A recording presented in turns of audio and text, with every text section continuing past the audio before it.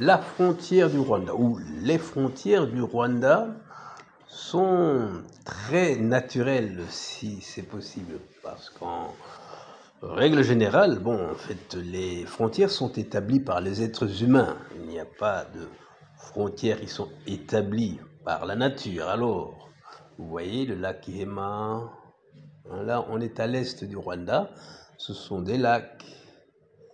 Hein, le fleuve ou la rivière Akagera, c'est la frontière, elle suit le fleuve là et on va juste au nord. Kagitumba, c'est la frontière avec l'Ouganda. Là, on commence la frontière avec l'Ouganda.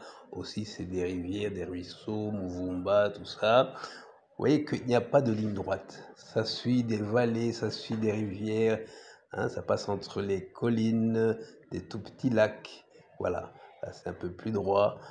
Alors, on est toujours au nord, hein, la frontière avec l'Ouganda, vous voyez, ça serpente, aucune ligne droite, des rivières, des collines, des vallées, et voilà, l'Ouganda, toujours, on arrive à Gatuna, Gatuna, c'est le Rutiga, et là on remonte, voilà, ça serpente, hein, on voit bien que ça n'a pas été tracé avec une règle. Certains endroits. Hein. Là, on voit encore des lacs plus bas. Le lac au nord, Tchanika, c'est aussi au nord, un poste frontière. Et là, on commence les volcans. Vous voyez, les volcans, Sabyinyo, on avait Gahinga, parc national des volcans, Visotier, Karisimbi, le plus élevé, 4507 mètres. Et puis, on descend vers le lac. Hein. Là, on descend vers le lac. Alors là, la frontière naturelle, c'est le lac. Et là, on a coupé en deux le lac. On a coupé en deux le lac entre le Zaïre, avant c'était le Congo, le Zaïre, de nouveau le Congo, et le Rwanda. Alors on descend, on a coupé le lac. Là, on a suivi une ligne qui fait que l'île Ijoui est au Congo. Et puis on passe là, c'est tout petit entre le Rwanda et le Congo. Voilà, on descend, on va vers Tiangougou, Bukavu, toujours c'est là, Tiangougou, Bukavu de l'autre côté. Alors là, on descend et on suit la rivière Rusizi. Hein, on la descend jusqu'au Burundi. La frontière suit la rivière. Et là, on remonte, ça serpente encore, hein, vous voyez, pas de ligne droite. On est dans la forêt. On est en plein dans la forêt, Nyungwe, hein, au Burundi, je pense, ça s'appelle Ikibira, la frontière, la forêt. Nous, c'est Nyungwe, vous voyez, c'est dans la forêt, c'est naturel quelque part, puisque c'est la frontière qui sépare, la forêt qui sépare les deux pays. On a le Burundi, voilà, et là, voilà, Rwanda, Burundi, c'est dans les forêts, les vallées, ça serpente, hein.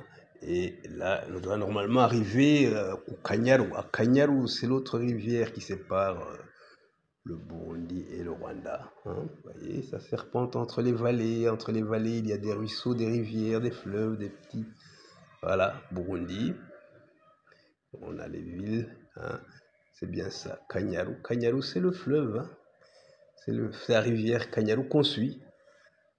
Frontière naturelle, comme on dit, mais en fait, les frontières sont humaines, ce sont les êtres humains qui mettent les frontières, mais parfois ils peuvent décider que la frontière, c'est la rivière.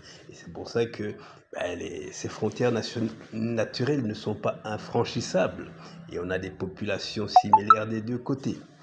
Hein. Au Rwanda, on ne trouve pas de minorités qui sont de l'autre côté, sauf Abakiga. Abakiga, c'est une minorité au Rwanda.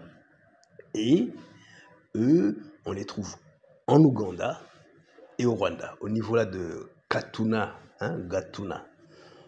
Par contre, les Rwandais, on les trouve en Ouganda, dans le Bufumbira, on les trouve au Congo, des Rwandais rwandophones ou des personnes qui sont proches, hein, qui parlent des langues, pas nécessairement, c'est pas exactement le Kinyarwanda qu'on va parler, disons, au centre ou à l'est à Kibungo, mais ce sont des langues qui se comprennent bien. Et les étrangers ont tendance à dire c'est des Rwandais. Hein. Les Banyamulenge sont des gens du Mulenge. Les Banyabwisha ou les autres, ou les Bafumbira, ce sont des gens de là-bas. Mais comme ils parlent une langue très similaire à celle des Rwandais, on a tendance à dire c'est des Rwandais. Et les gens qui ne sont pas qui sont étrangers à eux disent ah, les Bafumbira ou les Banyamulenge et tout ça sont des Rwandais. Voilà. Voilà, donc on a la frontière, là on la continue, on est arrivé à Kagera. Kagera qui commence entre le Rwanda et le Burundi, puis après ça longe, ça nous sépare, la Kagera nous sépare de la Tanzanie.